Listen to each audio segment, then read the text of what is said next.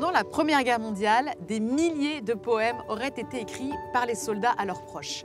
Dans les années qui ont suivi, de nombreux romans sur la Grande Guerre ont vu le jour. Beaucoup d'écrivains de cette génération ont été marqués par ce conflit mondial. La Route des livres s'intéresse aujourd'hui à ce véritable courant littéraire. Pour en parler, nous sommes à Verdun, lieu de la bataille de 1916.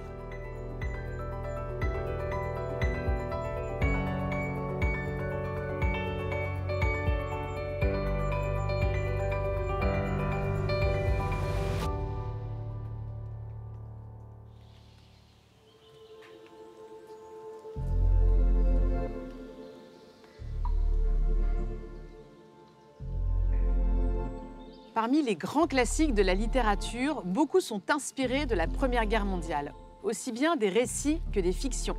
Voyage au bout de la nuit de Céline, L'adieu aux armes de l'américain Hemingway ou encore Orage d'acier de l'allemand Ernst Junger, pour ne citer que. La littérature a permis à ces écrivains partis au combat de raconter l'enfer des tranchées et l'absurdité de la guerre. C'est ce que fait Roland d'Urgelès dans Les Croix de bois ou encore Henri Barbus dans Le Feu.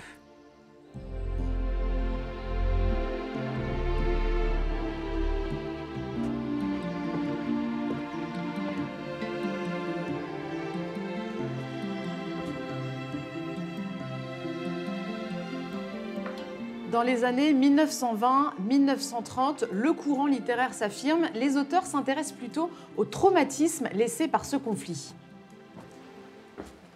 À cette époque, la littérature cataclysmique est très abondante et les écrivains bercés de désillusions. Jean Giono, dans Le Grand Troupeau, dénonce la guerre et prône ses idées pacifistes. Aujourd'hui, plus d'un siècle après ce conflit, la Première Guerre mondiale reste une source d'inspiration pour de nombreux auteurs. Jean Echenoz, Marc Duguin ou encore Jean Rouault, couronné par le Goncourt pour Chant d'honneur.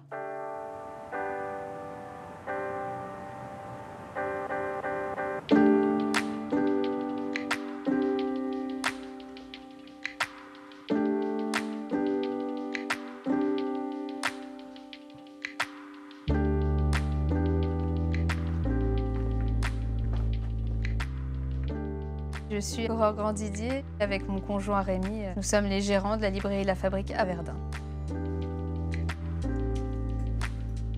Là, vous êtes dans la partie littérature où on va trouver les romans en grand format et les poches, avec un certain nombre de nos coups de cœur.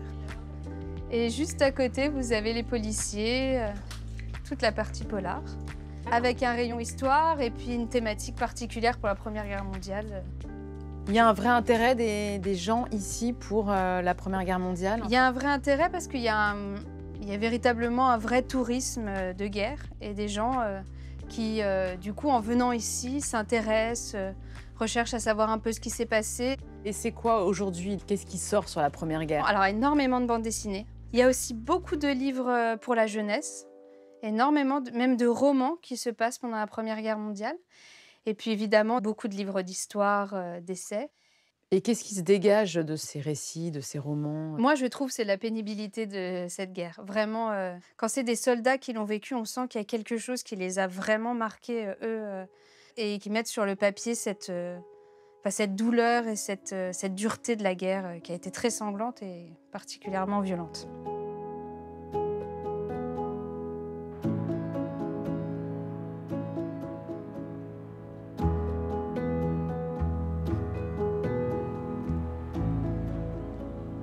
Vous avez choisi de mettre en avant un ouvrage signé par un auteur américain. Alors, c'est Compagnie K de William Marsh. William Marsh fait justement partie de ces rares soldats américains qui ont vécu la guerre et qui ont écrit un texte après ça.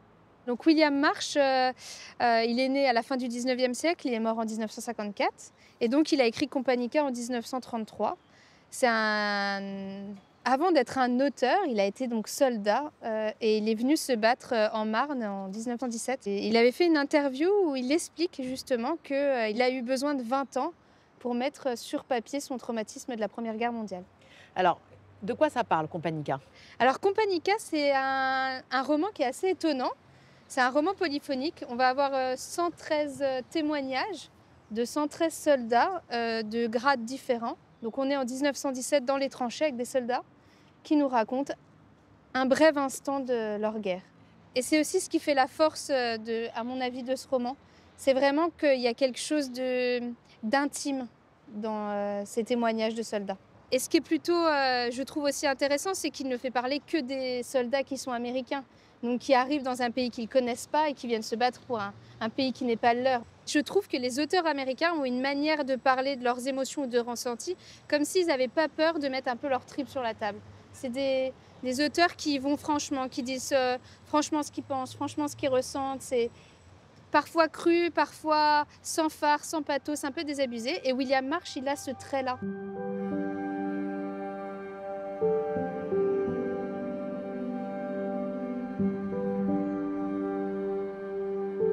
Difficile de faire un choix parmi la multitude de romans brillants et de récits poignants sur la Première Guerre mondiale. J'ai choisi de vous parler d'un classique peut-être un peu moins connu que d'autres, La Peur de Gabriel Chevalier, publié en 1930. Dans ce récit largement autobiographique, Jean d'Artemont, alias Gabriel Chevalier, nous raconte sa propre expérience. Alors qu'il est âgé de 20 ans, le jeune homme est envoyé au front. Dans ce livre, il raconte sa guerre, la guerre, son calvaire. Cette guerre de souffrance obscure dans la crasse et la boue, écrit-il. Les attaques, la férocité du conflit, la vermine, la cruauté des chefs, les corvées, les heures de marche, mais surtout la peur. La peur qui décompose mieux que la mort, écrit-il.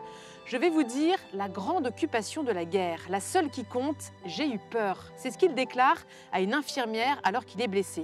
Et il décrit très bien la déception, l'incompréhension, voire l'indignation de ses interlocuteurs dès lors qu'il cite le mot peur. Ce fossé entre l'exaltation des valeurs guerrières et la trouille au ventre des hommes sur le terrain.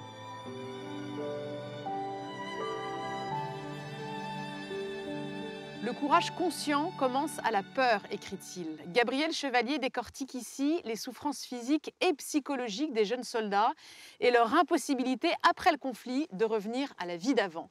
La peur, c'est un récit très précurseur, si bien qu'en 1939, à la veille de la Seconde Guerre mondiale, il sera censuré pour ne pas démoraliser les troupes. C'est aussi un récit très littéraire et empreint de pacifisme.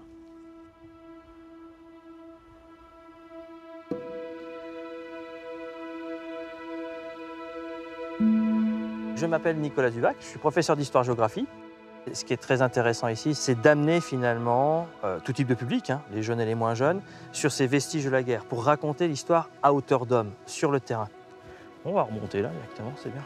C'est quelque chose de très important parce que ça permet d'incarner cette histoire.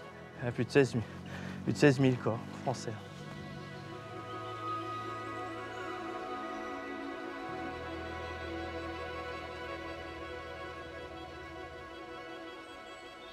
Ouais, donc ici, on s'imagine, il n'y a pas de forêt ici, c'était des champs, des vignes, des vergers.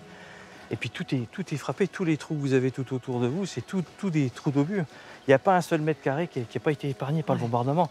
Mais imaginez les milliers de projectiles qui ont complètement retourné ce qui est autour de nous. C'est très impressionnant.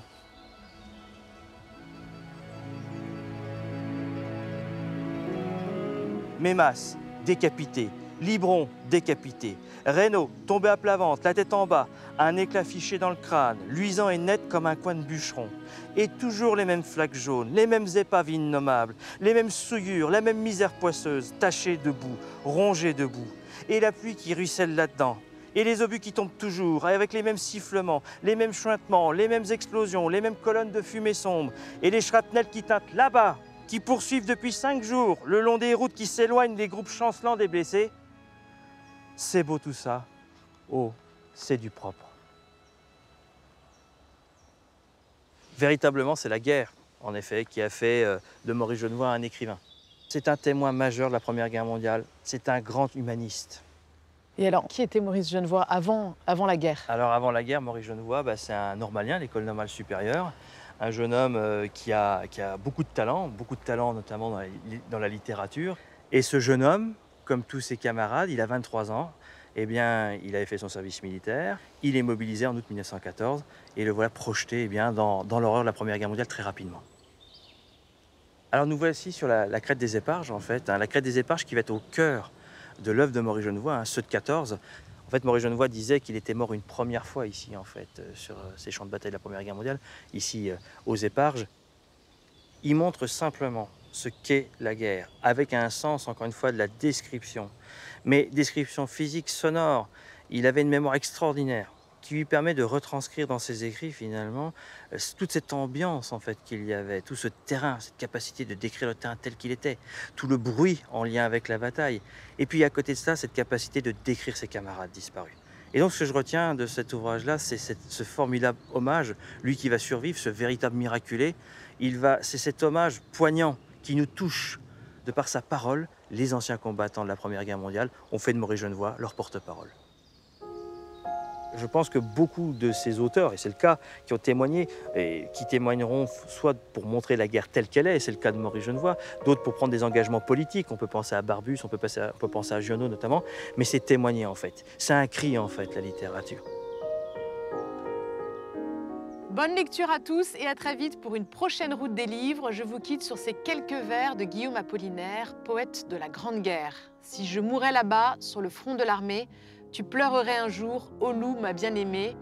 Et puis mon souvenir s'éteindrait comme meurt un obus éclatant sur le front de l'armée, un bel obus semblable au mimosa en fleurs.